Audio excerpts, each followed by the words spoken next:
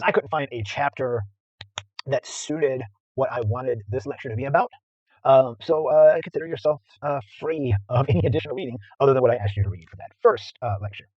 Also, we are finally, with this lecture, getting to a point where there are some of the artists who are mentioned in the lecture who are still alive. And since it's been a full year since I recorded this lecture, I figured it would be good for me to go back and check and make sure that everybody that I tell you in this lecture is still alive actually is still alive. All right? They're getting old. They're getting quite old, but they are still alive, the ones that I mentioned. All right? Okay, so let's dive into the second half of the 20th century, speaking of modern art, beginning in the mid 20th century and getting into about the 1970s. All right, so there's going to be a shift right about the mid 20th century, where America, the United States specifically, is going to become the new center of the Western art world, as opposed to Paris or London back in Europe. So mid-20th century modernism has its roots in the Great Depression and the years of World War II, during which many artists and art teachers versed in modern and abstract movements immigrated to the United States. One in particular, a man by the name of Hans Hofmann, was amongst these teachers, and he injected post- and neo-cubist ideas into American academic art training. Beforehand, that didn't exist. People like Joseph Stella, who we looked at in the last lecture, had arrived at that stuff through his studies abroad, not necessarily through any sort of studies in the United States. This began a very self-conscious effort among American artists to formulate new social and aesthetic roles for art, which again just hadn't been a thing in the United States up to this point. So, what exactly contributes to what we're going to see in Western art, particularly in America, but also other places as well? But America becomes the center, particularly New York City becomes the center. What leads up to then what's going to happen in the final decades of the modern period? Well, in the mid-20th century, artists experienced this renewed desire, not so much new, it had been happening in Europe for a bit, but it was sort of renewed in the American landscape, desire to break the rules of established Western art. And it was a result of a few things. A few developments happened. Number one, the existential philosophical publications became more global and therefore more widespread. You recall that the existential philosophy was a big influence on the early decades of the 20th century. Now that starts to spread even further because the publications are getting translated into other languages and spread around the world. Many artists felt that both world wars had been caused by issues and social-political constructs that were mired in the past. And therefore, in everyday life and art, the goal should be to separate oneself from the corruption of history. That's coming completely out of the playbook of Dada, if you think about that. Right? And in their case, it was a focus on the nonsensical in order to sort of expose these kinds of constructs. That disillusionment is then going to lead to people who are saying, let's make art that does not look like anything that came from before it. Break all the rules and make something new. And third, as I've just been alluding to, the center of the Western art world moved from Paris, France, and London too, to a certain extent, but mainly in Paris, France. It moved to New York City in the United States. And since there was less of an integrated artistic history in America, and therefore fewer strict rules about what art should be, American artists felt a lot freer to get engaged in exploration. And as a result, a lot of interesting things started happening in New York. This is also the effect of a lot of European artists and art teachers having moved to the United States as well. So each of these new art movements that continue to pop up in the 20th century, from the mid-20th century onward, made efforts to break even more of the rules than the movements before them had. Right? It was sort of this competition almost. Like the group before us didn't quite go far enough. Now, this is not an exhaustive list by any means, but I want to point some out, right? And these are rules that come from the Renaissance. These are rules that come from the Salon in Paris. These are rules that sort of the elite of the art world put upon what can be considered art, what separates it out from other kinds of graphic things that we encounter in the world. And it says that these are just a few rules on the list. This is not all of them by any means. Art must display a Renaissance sense of space. Art must be representational, right? Meaning that we should see things that are recognizable from the outside world in the art. Painting, drawing, sculpture, film, and performance are all separate disciplines and should be kept pure. High art separates itself from low art through more serious subject matter and concepts. Art must be permanent, right? There will be artists. I don't think we're going to be able to look at them as much in this class, but there will be artists in the late 20th century, and there are plenty of artists even now who aren't concerned about the permanence of their artwork, right? They make something that is meant to either decay or be blown away, or in the case of, say, graffiti artists, it's going to get painted over, and the photograph that you take is all that you have. Art does not focus on the lowbrow concerns of popular culture. And an artist must consider all the elements and principles of design for his or her work to be considered true art. And so, some of these rules have already been broken in the history that we've been examining so far, right? Renaissance sense of space, bam, that's gone, right? People aren't concerning themselves with that so much anymore. Art must be representational, boom, that's gone. Kandinsky got rid of that, right? High art separates itself from low art through more serious subject matter and concepts. Not so much, right? The Impressionists were already kind of breaking that by just making paintings of just the everyday goings-on of friends and family and things of that nature, right? And this last one, art must consider all the elements and principles of design for his or her work to be considered true art. That's sort of being broken, but not completely yet. There are people who are going to do an even better job of breaking that rule later. So our first truly American art form art movement to be taken seriously in Western art is abstract expressionism. This arrives on the scene on the heels of World War II, again, because there are new artists, a new generation of artists that are coming up that have been schooled by Hans Hofmann and other teachers like him who were bringing the modernist ideas of Europe over here. And they developed this style of painting that they refer to as abstract expressionism, which is then split into two parts. There's sort of two branches, if you will, of abstract expressionism. The first one is action painting. That's the first one we'll take a look at. And there is no better example to look at than Jackson Pollock, born in 1912 and died in 1956. All right, so abstract expressionism. Abstract expressionism wants to get away from the need for representation. All right, so they're going to go completely and fully abstract. They're following in the footsteps of Kandinsky in that manner. But they also want to break away from a lot of the traditional ways of making painting. So, Jackson Pollock here, in this painting, Autumn Rhythms number 30 from 1950. We see what Jackson Pollock's getting into. All right, so action painting. He is an innovator of action painting. There are plenty more in the abstract expressionist group who participate in this, but he was one of the first innovators of it. Action painting.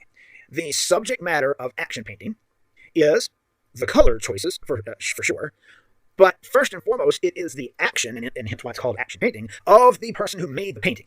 Right? It should be a record of how that individual moved while making the painting, and he felt like Jackson Pollock and others in the group, that couldn't be done using the old traditional techniques that had always been taught in painting. And so Jackson Pollock develops this different way of working, where he takes a big roll of canvas and rolls it out onto the floor of his studio and makes his paintings by slathering paint onto the canvas, moving in a way that sort of was a dancing motion, where he would sort of fling his arms and move his body up and down the canvas with his paint brushes and his paint in and of itself being used in ways that weren't unconventional when it came to art. For one, he's working with commercially manufactured paints. You can see him holding these paint cans, right, that he would have gone out and purchased somewhere, as opposed to using oil paints from a tube.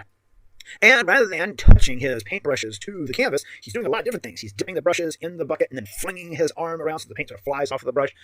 In the image that you can see here, he's got sort of a mop kind of brush, and he's dipped that into the paint and then is just sort of shaking his hand like crazy, wild motions as the paint sort of drips off of it and flings its way onto the canvas. He would even sometimes stick the brush in the can, bristle side down, and tip the can so that the paint could roll down the handle of the brush and then drip off in that way.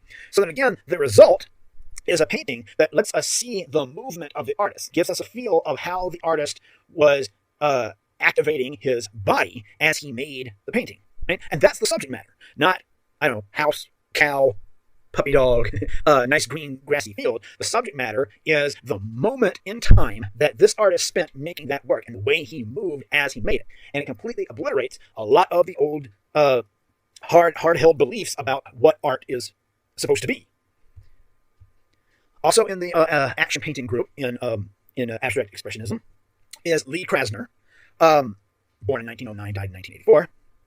And Lee Krasner was the wife of Jackson Pollock.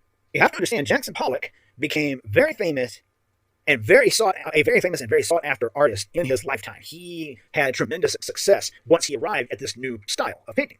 Lee Krasner had been an artist right alongside him. They had both gone to school together and had gotten married shortly after. But once Pollock became famous, she kind of took a back seat, sadly, and supported him. It was like, I'm going to sit back and support you, not get in the way. And she always struggled with that, because she was an artist in her own right, and a really, really awesome action painter as well. And it was sadly not until after his death. He had an early death. He died in a car accident. He was very inebriated at the time. He was a notorious alcoholic. And it was only after his death that she emerged an artist in and of her own right. And she would do these action paintings where maybe she wasn't working the same way as Pollock, right? She wasn't dripping this paint down, but she would have paint at the end of her brush, and then she would engage in what she called automatic writing, where she's making marks on the page, flicking her wrist in kind of the motions that one might do when they write, but wasn't trying to put too much thought into any actual kind of words that she might put down on the page. And she struggled. This one is in 1947, so this is actually before his death. This is an earlier work of hers. She really struggled through her entire career of wanting to be taken seriously as an artist in and of her own right, with this sort of automatic writing, this way of putting paint onto the canvas that she was certainly interested in action painting, but wanted to try to make sure that her work was different enough from her husband and eventually her late husband's work, that there wouldn't be constant comparisons. Because she knew she was going to deal with that her entire life. Her entire life, she was going to be known as Jackson Pollock's wife, and not as the artist that she was in her own right. So when you look at a lot of her work, you'll see her really pushing her work in directions. I don't have anything from her later career. Maybe I should have. But you're going to see, if you look at her later career, her really pushing away from anything that might even mistakenly be looked at as having been influenced by her husband. And it wasn't. She was an artist in her own right, interested in abstract expressionism and her own brand of that. The second of the two divisions of abstract expressionism is what's called color field painting. Right, so action painting is all about the marks on the canvas, the movement of the body of the artist who made it. Color field painting is going to just take a few cues from the Fauves and their ideas about how color can be independent of subject matter. But they're going to take it a bit further than the Fauves did and say, well, then if it can be independent of subject matter, why do we have to have any subject matter at all? Why can't we just have paintings that are just paintings of color? An excellent example to look at is Barnett Newman, born in 1905 and died in 1970.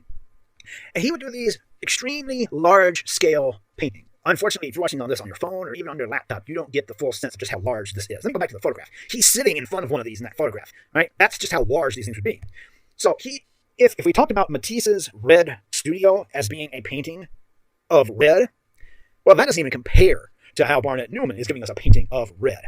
What he wanted was for a person to stand in front of this painting and have their entire field of vision engulfed by whatever color it was that he was exploring in a particular painting. Right? And these would be in a gallery, and so you would be expected to move either from left to right or from right to left, depending on how you happen to be walking through the gallery space that the work was in. And so let's just say if you started at the left, and you start moving your way to the right. Right? You start over here, and your entire vision is filled with red, and you move, and your entire vision is still filled with red, and then suddenly, boom, there's an interruption, right? There's this vertical line. He referred to those as zips, Z-I-P-S, zips. His zips he saw as being little places for the eye to rest momentarily.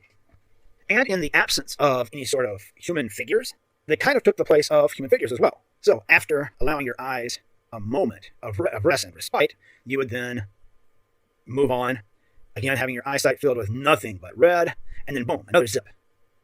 Again, a moment for your eyes to rest, and then again another long bit here where you have nothing but red, and then bam, another zip. So he would break up his canvas in that way with these moments of rest before jumping back into the fray and having nothing but that pure red in front of your eyes.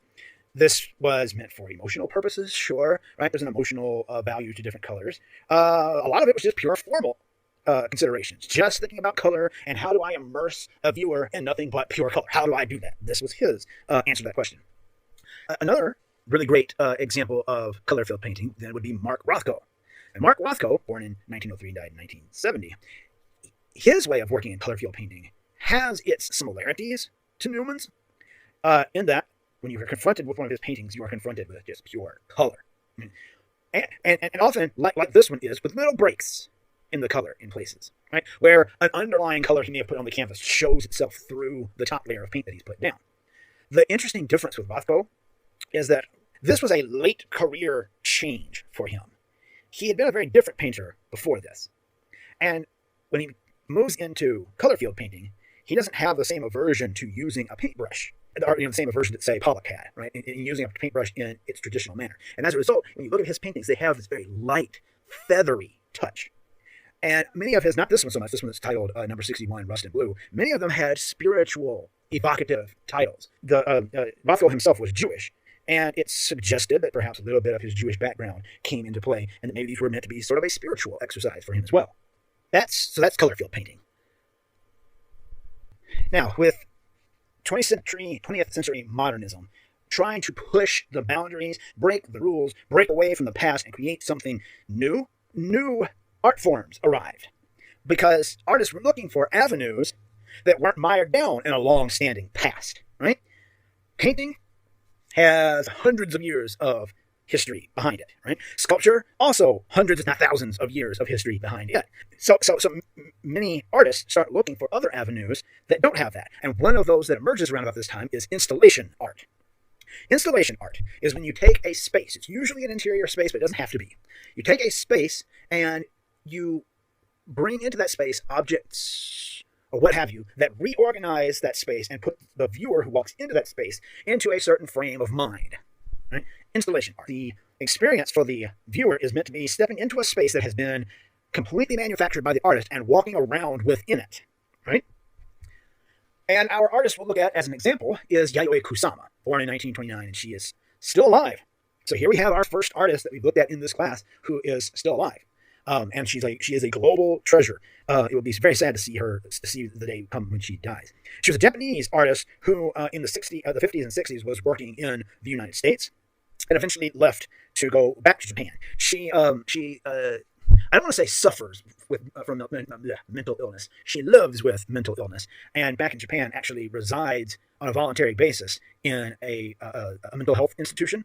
But since she's voluntary, she can leave as she pleases, and she makes her work there as well. She has a studio and everything. Part of what happens with her mental illness, however, is that she is absolutely obsessed with repeated patterns and with the notion of infinity, and she says that she sees spots in her vision all of the time. Now, again, in the 1950s, she arrives in New York City making these abstract expressionist paintings that are what she called her infinity nets. They would be these nets of marks. She called them nets because of the way they sort of connected together, the way the strings in a net connect. And they would feel like they went on into infinity, beyond the borders of the canvas, right? And that was what she was particularly interested in. However, she came to the United States because in Japan, women were not allowed to be artists, and that was what she wanted to pursue. And at this particular moment in time, women could be artists. She came to New York thinking she was going to encounter a much freer society as a woman artist. But she encountered something that she wasn't expecting. If you look at, this is that photo I had up earlier of the abstract expressionists. They haven't gathered together for a group photograph here. You can see Pollock right there. You can see Barnett Newman right here. You can see Rothko up front. Several other dudes, and then there's Lee Krasner, the one and only woman in the group. The abstract expressionist group had a few women in it, but not many. It was mainly a boys' club. And on top of that, it was mainly a white boys' club, as you can see. And so when Yayoi Kusama arrived on the scene, she found herself, rather than being treated as an equal amongst contemporaries, many of these white men saw her and sort of fetishized her. She was seen as the sexy, exotic woman from Japan that they all wanted to conquer sexually, right? Which irritated her. And understand, it's not just women as a demographic group who were left out of the abstract expressionists, or at least don't get the attention that they deserve. There are also a good number of African Americans. One in particular, Norman Lewis, who sadly doesn't get his due as much as he should. Whenever I teach in art history class, I try to touch on him, Norman Lewis. So Yayoi Kusama changes up what she's doing, and she starts creating installations. What she wants to do with these installations is give us, at least on a symbolic level, the feeling of what it is like to be her in this environment that she is in. So, again, she's a woman from Japan in New York who wants to be taken seriously as an artist, and instead, not all, but so many of her contemporaries view her as a sexual object, and that alone. So what does she do to create that sense for an audience? She creates these installations, these interior spaces, where one walks in and finds objects, many of which, not all, but many of which are objects that would be traditionally things that would be used by a woman in the home.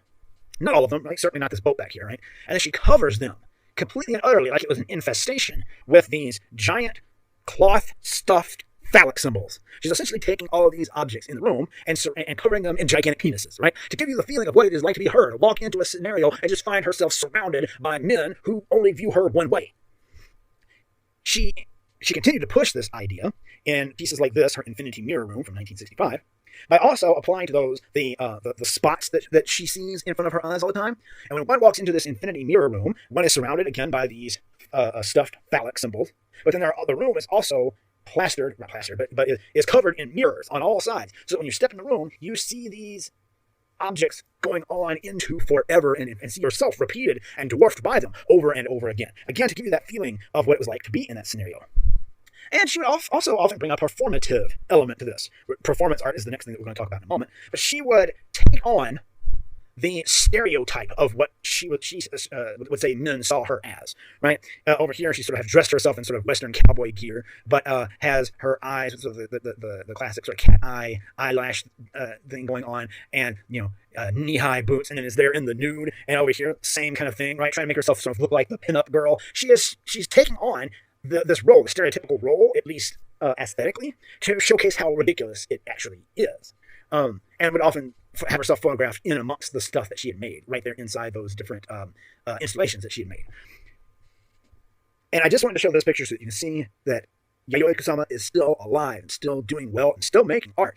She, in fact, designed one of the balloons in the Macy's Thanksgiving Day Parade in 2019, and still doing well, and still getting her art shown in galleries, still making new art that gets shown in galleries around the world. The next new avenue that artists turn to that we're going to talk about that wasn't mired in a long history in the past was performance art. Now, when I talk about performance art, what might immediately occur to you is acting, right? Acting in a play, acting in a movie, what have you. Performance art will certainly have some aspects to it that are similar to that, but are not necessarily limited to just that. A performance is where an artist or a group of people working with an artist will do some sort of active performance for an audience. These could be planned and even scripted, or it could be completely done on the spot. In many ways, the whole flash mob movement was a type of performance art, right? And it really kind of hit its heyday in the 60s and has sort of continued since then. And an artist that we'll look at for that purpose is Yoko Ono, born in 1933 and also still alive. Yoko Ono, sadly, unfortunately, is known by many as the woman that John Lennon and the Beatles ended up dating, that, quote unquote, broke up the Beatles. And it's sad that's what so many people know her for, because she was, long before meeting John Lennon, and still is, an excellent artist in her own right. And one of the pieces that she was particularly well known for in the 60s was this performance piece she did called Cut Piece. It was done in 1964, but she's also repeated it many times since then. But on the first one, this very first one that she did in 1964, nobody knew what to expect. Ever since, everyone has known what was going to happen. So, at the particular when Cut Piece was put on, many people were invited, invitations sent out to the public, what have you, to show up on this particular day at a particular time and a particular location. Upon entering this location, they found a large room where Yoko Ono sat in the middle of the room, dressed in this black robe with various different clothing underneath that. And in front of her, was on the floor as well, there lay a pair of scissors and a note that just said the word cut. And by all accounts of those who were there for the event, it took a while for anyone to sort of figure out what they were supposed to do, because Yoko Ono never spoke. She just sat there completely silently the entire time. And it took a while for people to sort of realize, and someone eventually stepped up, took a pair of scissors, and cut a piece of her clothing.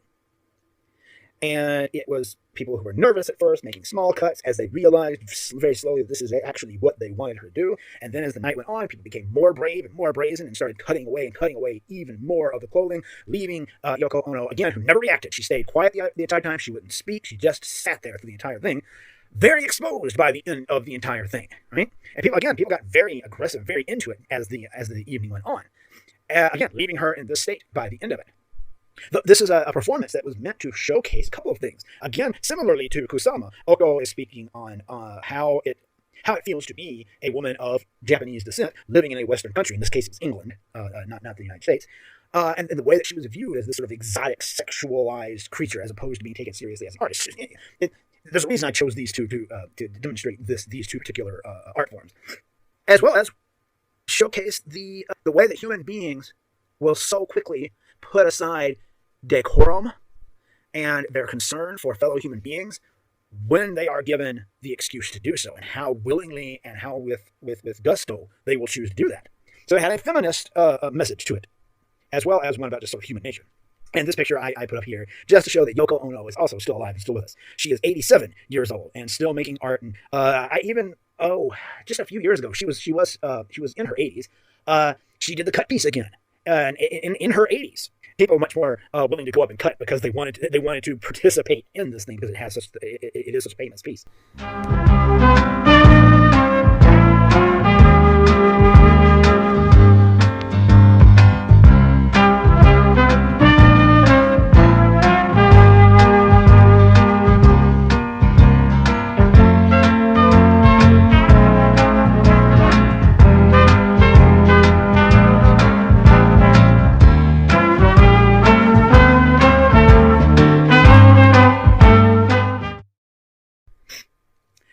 we've looked at two women who both had very feminist messages in their work. Let's look at feminist art.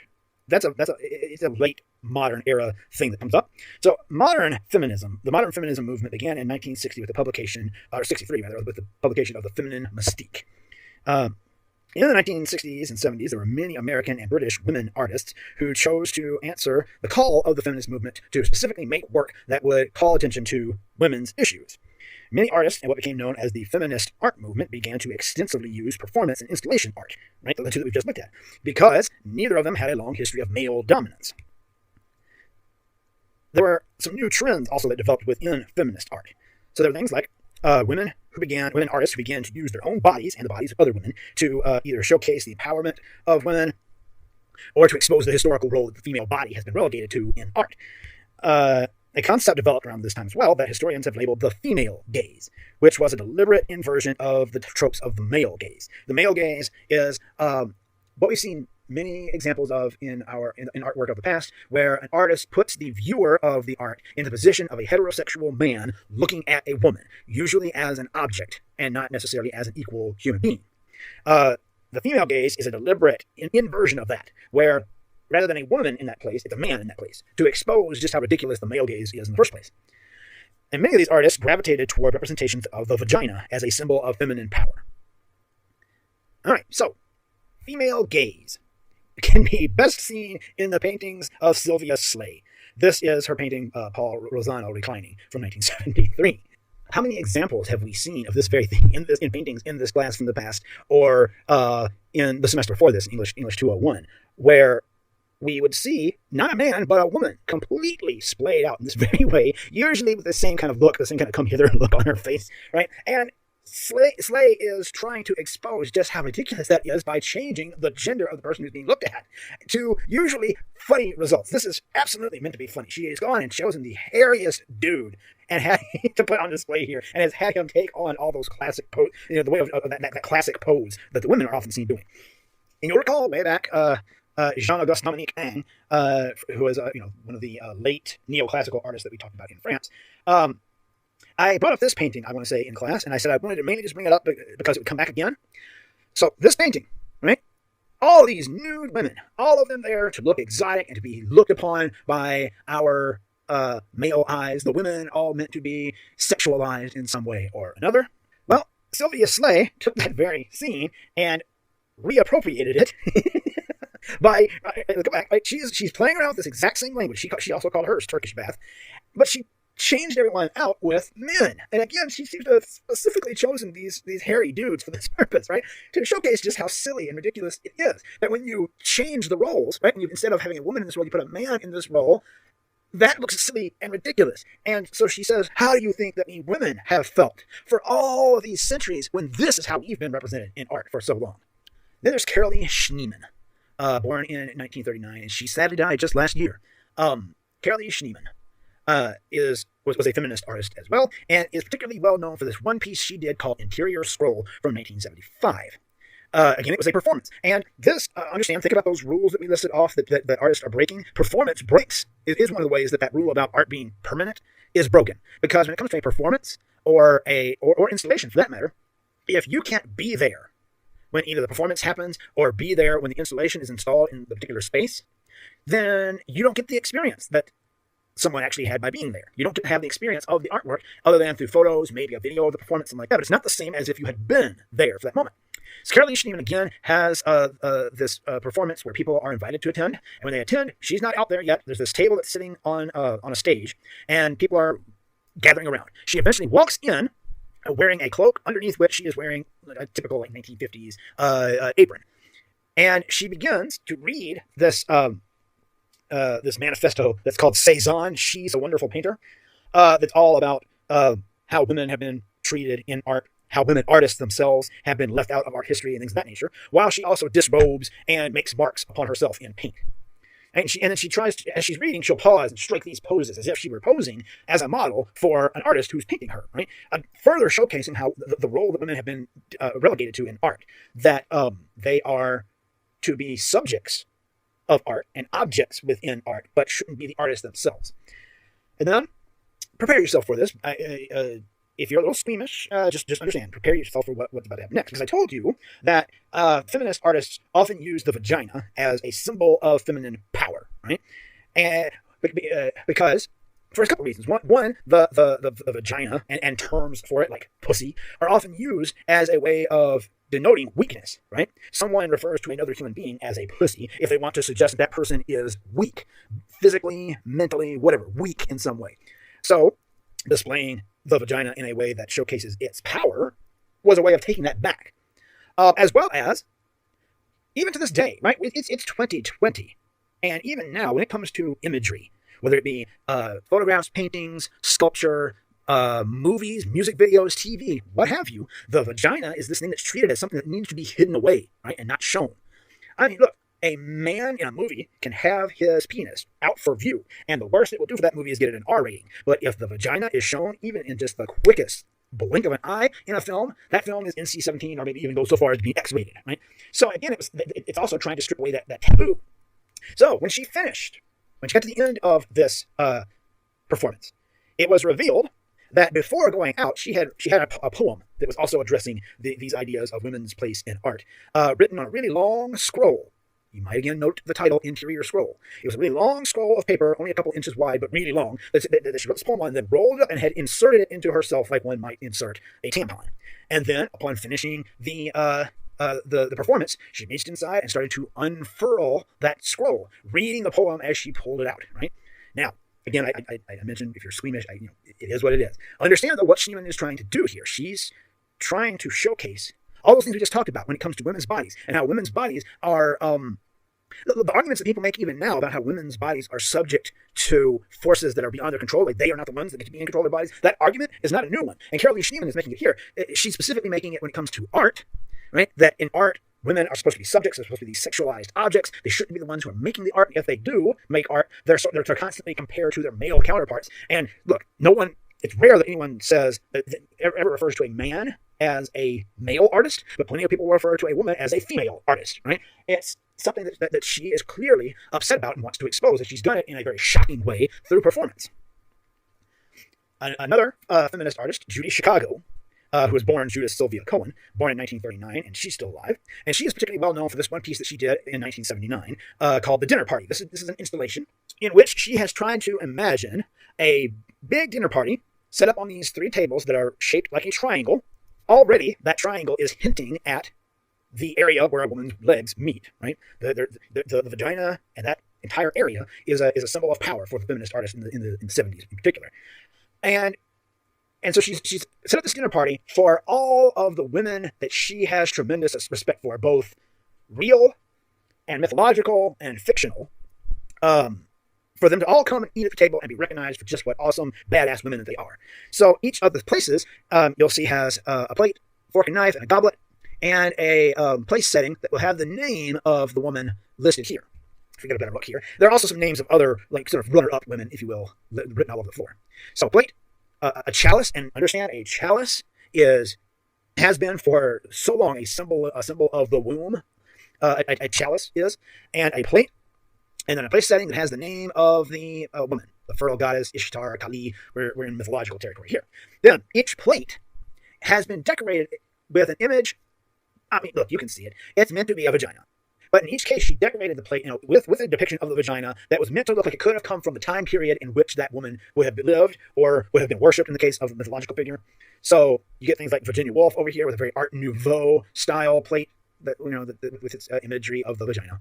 I think this is Emily Dickinson, and so she gets a Victorian era lacy plate with that vagina in the middle, right? And it's an imagined scenario in which she is going to invite all these women to come and eat at this dinner table, where she can honor all of them, and that she does so through these plates that display the symbol of female power, empowerment for the feminist artists. And again, I just wanted to showcase that she is still alive and doing well. Also, she's 80 years old, still making art. She's still a badass. And now we're reaching the literal end of modernism. There are few eras of art, or of history for that matter, that have such a clear point that we can focus on and say this is where that era ended. But for modern art, we can very clearly say it's with these next two groups that we're going to look at: pop art and minimalism.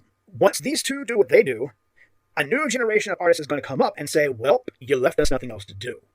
And thus will begin postmodernism that we'll talk about shortly. Pop art. Pop art is an art movement that's going to see consumer culture as its subject. What art history recognizes as the first pop art piece of pop art is this collage. It's a photo montage collage titled "Just What Is It That Makes Today's Home So Different, So Appealing" by Richard Hamilton in 1956. So this is very early because pop art doesn't really catch on until the 1960s. But look at this. Look at this. Certainly, we see evidence of Dada in what's happening here, with all these clippings from newspapers, magazines, and things of that nature that have all been pasted together to create an image. But what's of particular interest here, and how this is breaking the rules of what came before, is that it is interested in popular culture. It's interested in the things that everyday people were encountering in their everyday lives that weren't necessarily considered highbrow culture, right? That comic strip page on the wall there. This woman over here to the right, and who seems to have been cut out of a porno. This guy over here who seems to have been cut out from like maybe a bodybuilding newspaper or magazine, right? He's got images that came from advertisements that would have been in, again, newspapers or magazines, right? This is all what would have been considered like lowbrow popular culture stuff that would not have been accepted as art before this time. Richard Hamilton, who is British, by the way, gets the ball rolling with this piece right here, and some even suggest that the movement may have called itself pop art specifically because of this Tootsie Pop with the word pop right on it in this image. But pop for pop art is also short for popular, as in pop culture, pop music, pop art. And our go-to guy for this is Andy Warhol, born in 1928 and died in 1987. This piece has been in the back of the humanities room all semester. I wish that we were in class right now so I could point back there to it and let you know it was there all along. On the front cover of your Experience Humanities textbook, not this image, but another one by Andy Warhol is contrasted with the Mona Lisa. So what do we have here? Well, we have artwork that's being made. First off, its subject is a pop icon, right? Marilyn Monroe. He himself did not take this photograph of her. It was a photograph he found in a newspaper. He cut it out and used it to make a screen print. We'll talk about a screen print in just a moment. The other thing about this is that it's not produced in any of the traditional ways that a painting would be done. No paintbrush has been used on this. Instead, Andy Warhol, who had been a graphic designer and had worked in sort of industrial production before becoming a serious artist, is using the techniques of graphic design and popular culture to make this. Specifically, he's using screen prints. A screen print, without taking forever to try to explain, just understand is a way for getting an image printed onto a surface. If you've ever worn a t-shirt with some sort of print on the front of it, that was done with a screen print. And so for this, there has to be a different screen through which the ink is pressed for each of the colors that you see. So he has a screen for the black ink, a screen for the kind of magenta ink, a screen for the blue ink, a screen for the yellow ink of her hair. And then maybe the entire canvas had been primed in that orange that we see underneath it all. So this allows him to then create a repeated image over and over and over and over and over again of Marilyn Monroe. But he also did a secondary thing. So he's got two panels here. The one on the left has all the color. The one on the right you see is just black, just the black ink.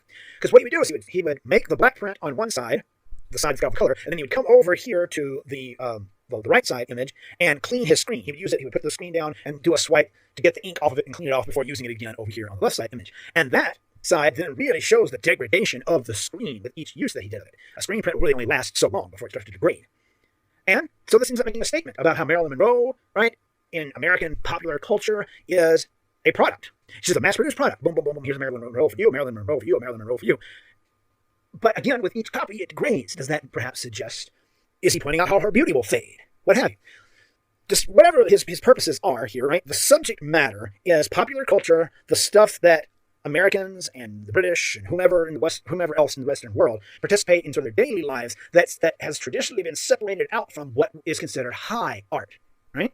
And making that the focus. And he was far from the only one. The pop art movement became very popular. You got big names like Klaus Oldenburg, Ed Ruscha, Rosalind Drexler. The pop art movement had a lot of women artists as well, and Wayne Theobald.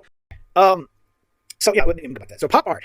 Movies are subject for pop art. Comic books are subject for pop art. Look at Klaus Oldenburg taking a lipstick and making it, and turning it into like a weapon of war by putting it on some tank tracks. Or Ruscha there just simply painting a gas station. Or Drexler down here painting King Kong and all this popular stuff. Wayne Theobald loved to paint confections. Now, in this particular case, he's got a woman in the painting as well. But a lot of his paintings are just like candy and cakes and stuff like that.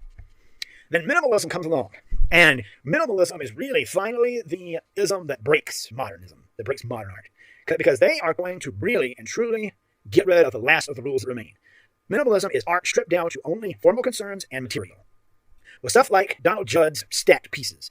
right? These pieces that he would make that have the one here on the left, Untitled from 1969, the one over here on the right, Stack from 1971. So the minimalists. Here was what minimalists were all about.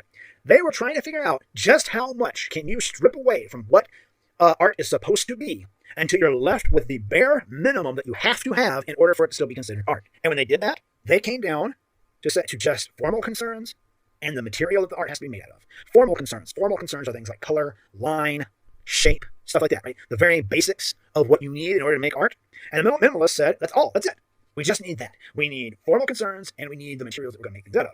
And to break away from the long-standing history of art from the past, our materials are not going to be the traditional materials with which one makes art. We're going to use industrial materials like metal and glass, and in the case of Donald Judd here, also plexiglass.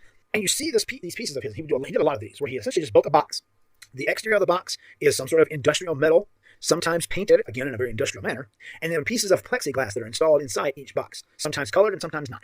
And then you would stack them up like this, so that again, all it comes down to is line, shape, color, and then the materials.